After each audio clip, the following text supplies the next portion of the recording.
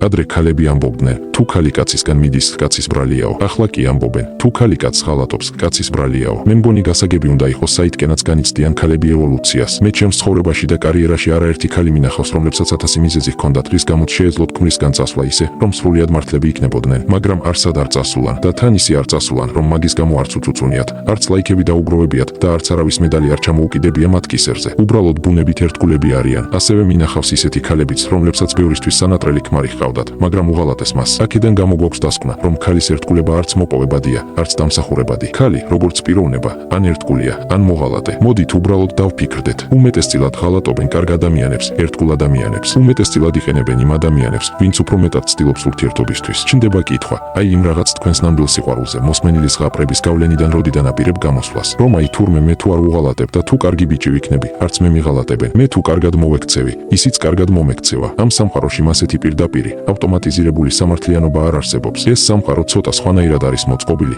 და ამ ფაქტს თვალი უნდა გაუსწორო. შენ კარგად უნდა გესმოდეს, რომ შენი კეთილსინდისიერი მიდგომა ქალის მიმართ არ არის არაფრის გარანტია. მით უმეტეს არ არის ერთგულების გარანტია. ამიტომ თუ შენ დოფამინზე შემჯდარი ქალი აირჩიე, რომელსაც სიწყნარეზე და სტაბილურობაზე ალერგია აქვს, მზად იყავი უარესი სცენარისთვის.